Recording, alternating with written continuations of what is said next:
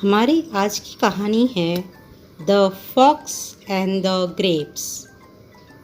Fox लोमड़ी, grapes अंगूर। ये बहुत ही प्रसिद्ध कहानी है। इसमें लोमड़ी कहती है अंगूर खट्टे हैं, अंगूर खट्टे हैं। चलिए तो हम पढ़ें in English the fox and the grapes. Once upon a time there lived a fox in a forest। एक समय की बात है, एक जंगल में फॉक्स यानी लोमड़ी रहती थी। One day the fox went for a walk around the forest। एक दिन वह फॉरेस्ट घूमने के लिए निकली। On the way he found a grapevine with bunches of grapes hanging to it। तो घूमते घूमते थोड़ी जो है गांव के पास चली गई और उसे वहाँ पे जो है ग्रेप वाइन यानी कि अंगूर के जो बगीचे होते हैं वह दिखा। The grapes looked delicious. उसे ग्रेप्स देख के बहुत ही लगा कि बहुत टेस्टी होंगे। Oh the grapes look very juicy. उसने कहा जो अंगूर हैं वो उसमें काफ़ी जूस है, काफ़ी रसीले हैं। They must be yummy said the fox allowed.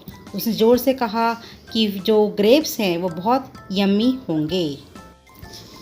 I must eat them. मुझे उन्हें खाना चाहिए। I must eat them he thought. उसने सोचा। But the grapes were too high for him to reach. पर वह काफ़ी ऊंचे थे उसकी पहुंच से। He jumped high to pluck the grapes. He jumped high, उसने ऊंची छलांग लगाई। To pluck the grapes, grapes तोड़ने के लिए। He could not reached up, वो वहाँ तक नहीं पहुँच पाई। He jumped again and again, बार बार उसने कोशिश की। Every time he jumped, he fell flat to the ground। जितनी बार वो जंप लगाती धाड़ से वो नीचे जमीन पे गिर पड़ती।